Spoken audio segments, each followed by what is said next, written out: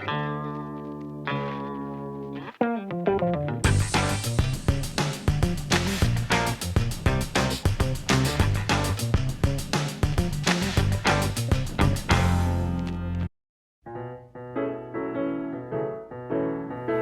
1993 году группа Aerosmith выпускает свой 11-й студийный альбом. Он был выпущен на 2 винилах. Это двойной альбом. Я купил этот альбом где-то более 10 лет тому назад.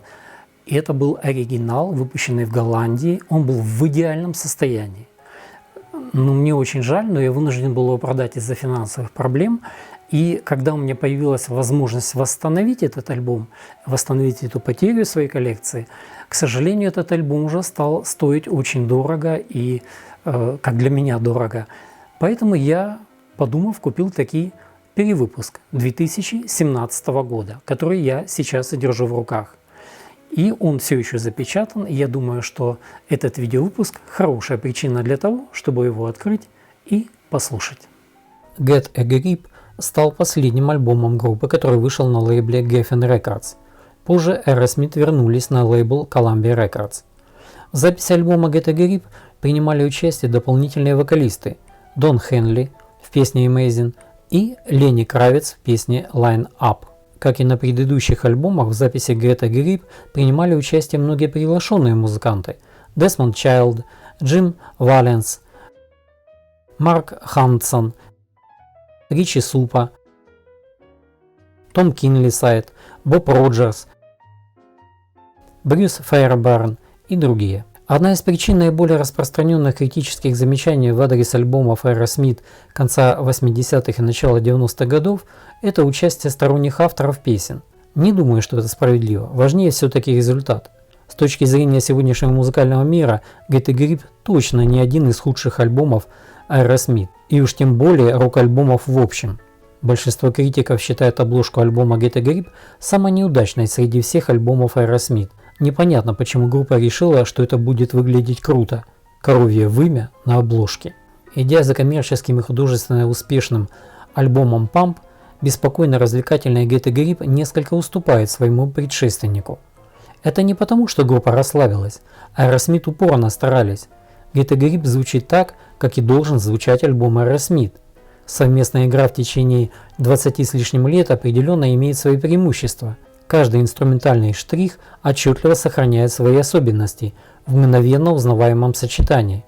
Большая часть Get a Grip придерживается проверенных и надежных конструкций. Открывает альбом отличная песня Eat the Rich. Она имеет как хороший текст, так и впечатляющий головокружительный бит.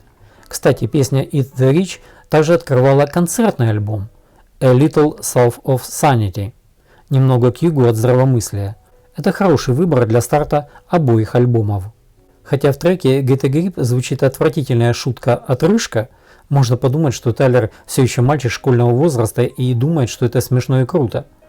Сама песня звучит хорошо. Твердый рокер с потрясающим соло от Джо Перри. Вокал Стивена временами более рэповый и скримовый.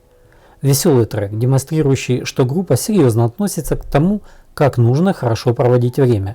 Песня Get a Grip переходит в заводящий ритмичный трек Fever с приличным количеством баса, быстрыми барабанными битами, гитарами и губной гармошкой. Под эту песню вы непроизвольно начинаете отбивать ритм ногой и кивать головой в том же ритме. Благодаря Перри песня получилась блюзовой, с идеальным плетением соло от Брэда Уитфорда. Конечно, здесь скорее рок, нежели блюз, но старое звучание Aerosmith здесь все еще присутствует. Лирика немного банальна. Песня о сексе. На альбоме есть одна из лучших песен Aerosmith – Living on the Edge. Это запоминающийся трек, в нем содержится резонансное и непристойное послание, как для песни Aerosmith. А помните видеоклип на эту песню, где Джо Перри сходит с рельс за пару секунд до наближающегося локомотива? Интересно, впечатляюще. Living on the Edge – это чудесная песня с подкупающим мотивом и прекрасным музыкальным исполнением. Далее следует трек Flash – Плоть, прославляющий Плотское. У Flash великолепная мелодия, в ней уникальный фирменный ритм Aerosmith. Песня явный представитель классического звучания группы с прекрасной работой гитар и ритм-секции. Следующая песня Walk on Down – Иди вниз, написанная Джо Перри, это прямолинейная рок-музыка. где Перри дает себе достаточно места для великолепного гитарного соло, и его игра особенно яростна в финале. Общее звучание песни явно отличается от других треков альбома, и не только мелодией, но и тем, что роль лидирующего вокалиста взял на себя Джо Перри. Трек «Shut Up and Dance» «Заткнись и танцуй» заканчивает первую пластинку альбома. Хороший танцевальный захватывающий ритм окутывает вас и не дает вам быть равнодушным к такому зажигательному треку. Вторая пластинка альбома открывается хитом группы, песней «Crying». Это мощная баллада с хорошо запоминающейся мелодией, сильным вокалом, шикарная работа гитар, прекрасное соло. Трек «Crying» был огромным хитом 90-х. Видео с этой песней крутили по MTV почти круглосуточно, все 7 дней в неделю. И песня этого явно заслуживала. Музыкальный критик Роберт Крисгау назвал песню «Crying» классикой альбома. Далее идет трек «Gotta Love It». Это должно понравиться, сохраняющий общий зажигательный ритм альбома. В этой песне действительно есть отличное гитарное соло между Брэдом Уитфордом и Джо Перри. Трек «Crazy» – еще одна мощная блюзовая баллада с губной гармошкой и Десмондом Чайлдом на мандолине. Песня сразу стала радиохитом. Хороший мелодичный запоминающийся трек с отличным вокалом и инструментальными партиями. Перри исполняет чувственное соло, которое соответствует песне. По такой песне будет приятно танцевать с любимой девушкой. Crazy получила премию Грэмми в 1994 году в номинации «Лучшее рок-исполнение дуэта или группы». Соавтором песни «Line Up» является Ленни Кравиц, который также исполняет партию бэк-вокала. Это энергичная песня с элементами блюза и гитарной партии, соло с басовым ритмом и духовыми. Далее следует еще одна баллада «Amazing». Я читал немало критики в адрес этой песни, скажу от себя. Мне песня нравится, хотя соглашусь, что это не лучшая баллада в исполнении Aerosmith. Масштаб звучания инструментальной части внушителен. В песне было несколько отличных аранжировок. Дон Хенли на бэк-вокале, Ричард Супа на клавишных. Песня отдает дань уважения тому времени, когда группа распалась, а затем вернулась. У меня лично впечатление от этой песни только положительные. Последний трек альбома «Boogeyman» – это 2 минуты инструментальной гитарной работы. Несколько необычное, даже возможно странное завершение альбома. Такое впечатление, что его записали, чтобы успокоить слушателя в конце альбома, вернув его в неторопливую, размеренную жизнь. Альбом Get a Grip стал самым продаваемым студийным альбомом Aerosmith во всем мире. Его продажи превысили 20 миллионов копий. Только в США было продано более 7 миллионов экземпляров. Этот альбом стал первым альбомом группы, занявшим первое место в чарте Billboard 200 в Соединенных Штатах, и стал там вторым самым продаваемым альбомом. С альбома было выпущено 7 синглов. 2 песни с этого альбома получили премию Грэмми за лучшее рок-исполнение дуэта или группы. Видеоклипы на песню с альбома запомнились в первую очередь участием в них подающей надежды актрисы Алисии Сильверстоун. Ее называли аэросмитовской цыпочкой еще лет 5, а также участием дочери Стивена Тайлера, Лив. Она снялась в видеоклипе на песню Crazy. Вывод. Каждый любитель творчества Aerosmith захочет иметь этот альбом в своей коллекции. Возможно, и тот, кто ранее не уделял этому альбому большого внимания, прослушав его пару раз, решит обзавестись своим экземпляром. После выпуска своего альбома Get a Grip группа Aerosmith 18 месяцев гастролировала с концертами и принимала участие в съемках фильма «Мир Уэйна 2», а также приняла участие в фестивале Woodstock 1994 года. В 1994 году компания Geffen Records выпускает сборный альбом песен Aerosmith. Песни эти их взяли с альбомов, выпущенных в 80-х и 90-х, скажем так, из последнего песенного материала группы.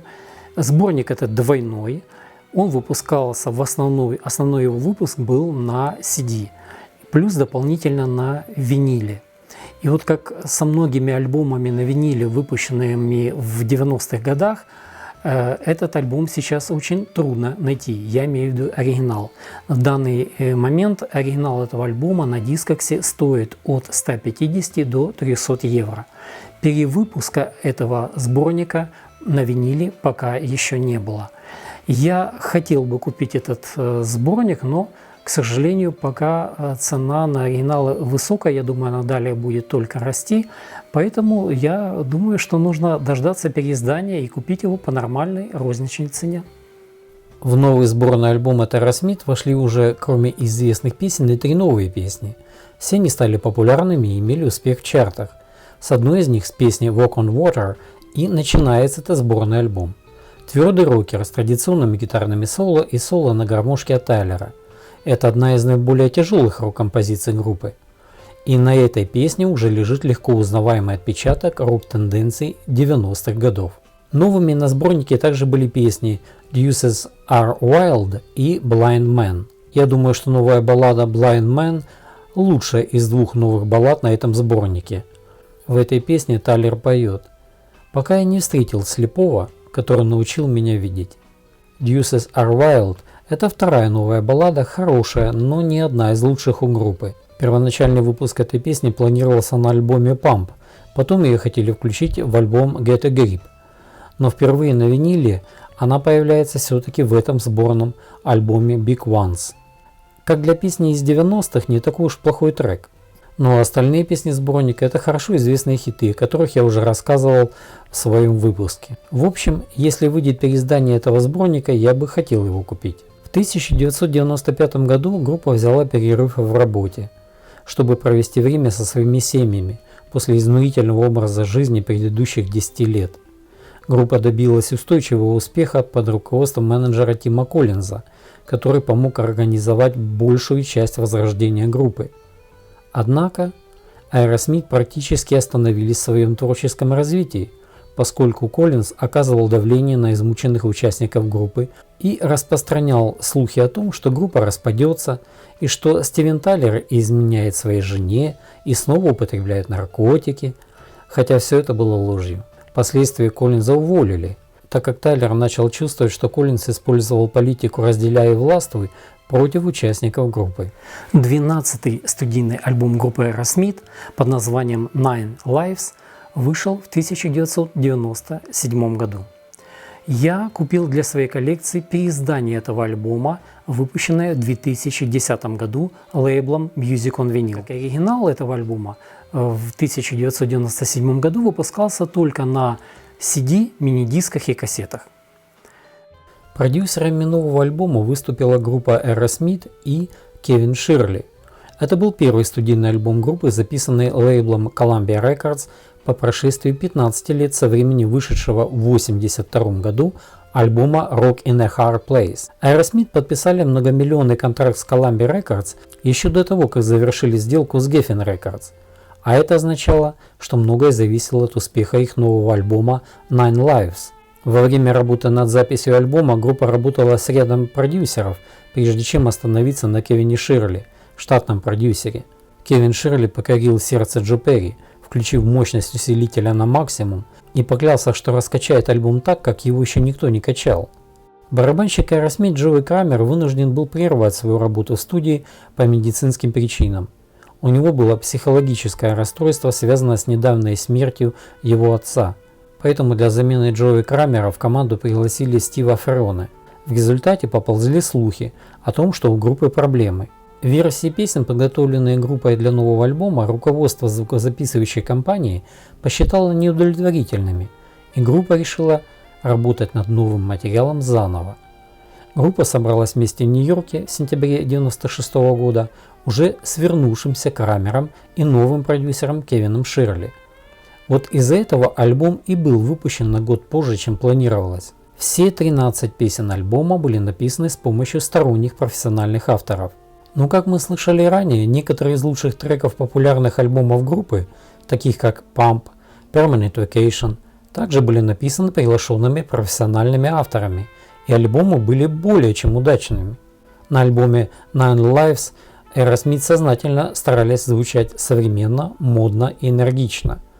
Пошло ли это на пользу, пусть каждый решит сам. Мое впечатление от альбома положительное. Стремление группы звучать с учетом временных изменений в развитии рока вполне понятно. Многие пошли таким путем. Да, это не всегда приносило хороший результат. Но опыт и талант группы никуда не делись, они здесь и на этом альбоме.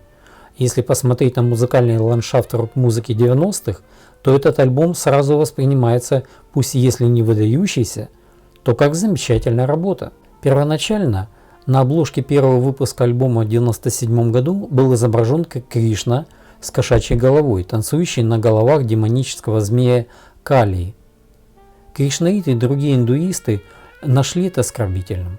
К тому же авторские права на эту картину принадлежали кришнаитскому издательству. В результате Columbia Records была вынуждена принести индуистам извинения и заменить обложку альбома на другую, ту, которая уже есть на моем экземпляре выпуска. Кстати, мой экземпляр этого альбома с маленьким сюрпризом имеет дважды наклеенный пятак второй стороны по обе стороны первой пластинки альбома. То есть лейбл первой стороны первого винила альбома полностью отсутствует. К счастью, все дорожки записаны правильно и есть песни на всех 4 сторонах пластинок. Альбом Nine Lives начинается с заглавного трека, который в свою очередь начинается с кошачьего мяуканья, что было уже не оригинально, так как Стивен Тайлер уже поступил так на песне «Чеширский кот» из альбома Rock in a Hard Place 1982 года. Трек Nine Lives был выпущен как заглавный сингл. Песня была написана вокалистом Стивеном Тайлером, гитаристом Джо Перри и автором песен Марти Фредериксоном. Этой песней группа почти всегда открывала свои концерты в длительном турне в 97, 98 и 99 годах. Песня Falling in Love is Hard on the Knees, тяжело на коленях, написана в соавторстве с Гленном Баллардом. Глен также написал для этого альбома трек Pink в соавторстве с Тайлером и Перри и трек Вкус Индии с Тайлером и Ричардом Супа. Трек Falling in Love is Hard on the Knees также возглавил рок-чарт Великобритании и чарт Billboard Mainstream Rock, а в американском Billboard Hot 100 он достиг 35 места. Песня представляет собой доступный блюзовый рок с космическим оттенком и щедрым использованием духовых аранжировок. Песня стала радиохитом, на песню был снят видеоклип. Следующая песня альбома Hole in My Soul была написана в соавторстве с Десмондом Чайлдом. Это недооцененная пару-баллада с превосходной мелодией в припеве и слегка расстроенным слайд-лидером Джо Перри.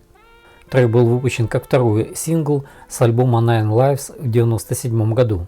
Песня достигла 51 места в Billboard Hot 100 и 4 места в чарте Mainstream Rock Tracks и 29 места в чарте синглов Великобритании.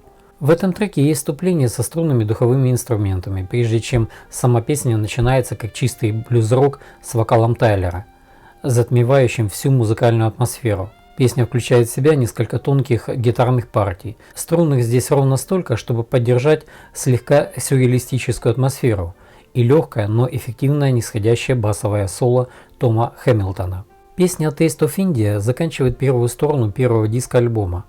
Трек Taste of India был написан Тайлером, Перри и Гленном Баллардом.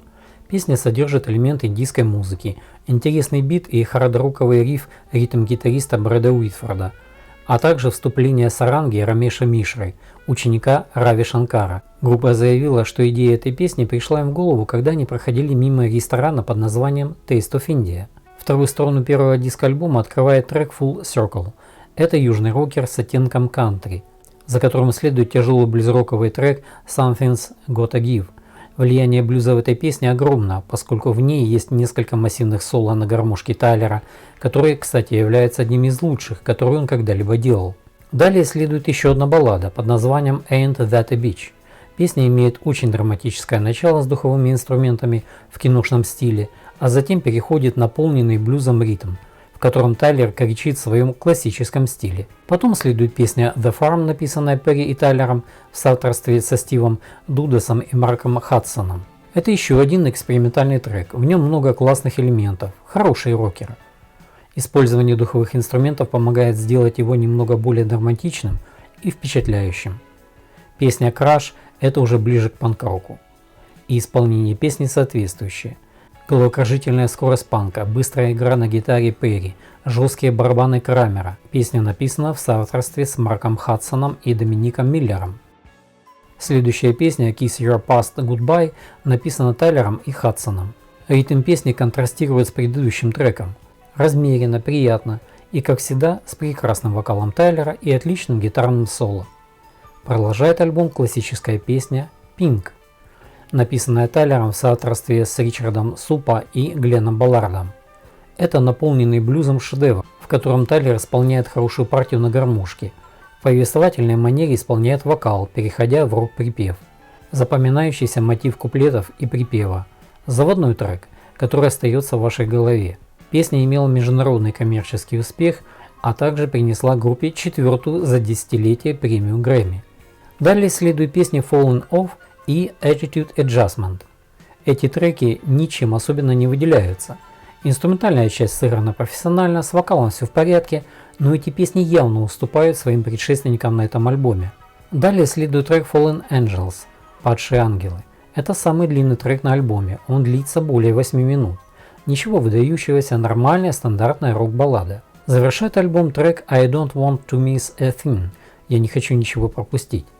Эта пар-баллада была написана Дайаной Уоррен, которая изначально предполагала, что ее исполнит Селин Дион или кто-то в этом роде.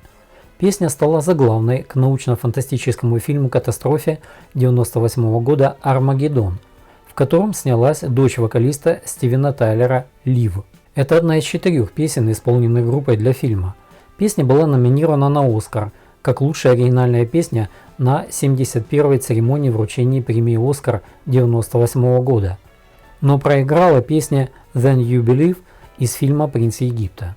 Трек впоследствии дебютировал под номером 1 в Billboard Hot 100, дав группе первый и единственный сингл номер 1 в их родной стране. Песня также занимала первое место в течение нескольких недель в некоторых других странах, включая Австралию, Ирландию, Норвегию, Германию, Грецию, Австрию, Италию, Нидерланды. В Соединенном Королевстве было продано более 1 миллиона копий этого сингла, и он достиг 4-го места в британском чарте синглов. Billboard написал: «Если вы среди тех, кто обожает Aerosmith, когда он передается мощным балладам в стиле Angel, то вас ждет настоящее удовольствие». 28 ноября 2015 года боксер Тайсон Фьюри спел эту песню после победы над давним чемпионом в тяжелом весе Владимиром Кличко. Это было в Дюссельдорфе, Германия.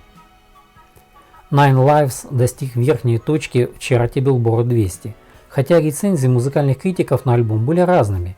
Альбом стал платиновым в Европе, 2-ды платиновым в США и 3-жды в Канаде и Японии. Думаю, этот альбом порадует как фанатов группы, так и любителей этого стиля рока. В 1998 году во время тура в поддержку альбома Nine Lives Стив Тайлер получил травму связок, когда его микрофонная стойка врезалась ему в колено. Тайлер и группа завершили выступление, но им пришлось отменить несколько концертов. В октябре 1997 года была выпущена автобиография Aerosmith под названием «Идите этим путем». Автором книги был Стивен Дэвис. Она была написана совместно с участниками Aerosmith. Автобиография «Иди этим путем» разделена на 2 книги или раздела, по 5 глав в каждом. Книга первая ведет хронику группы с ранних лет жизни основных участников до 1975 года, когда был выпущен альбом Toys in the Attic и группа достигла своего пика. Во второй книге рассказывается о группе с 1976 года до ее падения в начале 80-х, а затем их замечательного возвращения в конце 80-х до 1997 года, когда была выпущена книга. «Это мило, окей?» – заметил гитарист Джо Перри по поводу этой автобиографии. «Там есть маленькие истории о том, как я выбрасывал телевизор из окон, облажался и как я покинул группу». Книга написана в своеобразной манере, в ней чередуются абзацы из воспоминаний участников группы, персонала группы, членов семьи, друзей и профессионалов музыкальной индустрии. В результате получаются подробные отчеты о событиях в истории группы с нескольких точек зрения. Дэвис часто заполняет пробелы между этими событиями, поясняя ситуацию, указывая даты и отмечая примечательные моменты в истории группы, которые, возможно, не были упомянуты в интервью. В книгу включены повсюду вырезки из прессы и обзоры, а также 16 страниц фотографий, многие из которых взяты из личных коллекций участников группы и ранее не публиковались. Книга получила восторженные отзывы от прессы. Это также был бестселлер New York Times. Книга грязная, но непреодолимая по качеству. История разворачивается альбом за альбомом, тур за туром, миньет за миньетом, написал Марк Блейк в своем обзоре для журнала Q. Джо Перри, продвигая свою личную автобиографию Rocks My Life In and Out of Aerosmith в 2014 году, жаловался: многие вещи, которые были в этой книге «Иди этим путем», были совершенно неправильными. Наш менеджер в то время отредактировал книгу до того, как мы увидели это, и мы этого не знали. В конце концов, во время написания этой книги происходило много всего, так что мы не были полностью сосредоточены на ней. Основная гитара, связанная с Джо Перри, это Gibson Les Paul. Начиная с 70-х годов он использовал множество различных типов Les Paul, включая Les Paul Junior, Les Paul Standard и Les Paul Custom. В 90-х и в начале 2000-х годов Gibson выпустил фирменную гитару Les Paul Joe Perry. Эта гитара была оснащена активным регулятором среднего усиления, черной хромированной фурнитурой и полупрозрачной черной отделкой. Однако в 2004 году эта модель была заменена другой фирменной моделью Les Paul Joe Perry Boneyard Les Paul. Эта гитара отличается фирменным логотипом Joe Perry Boneyard на грифе и топом из фигурного клена. А также в конце 70-х и в 80-х годах Перри часто использовал различные Fender Stratocaster.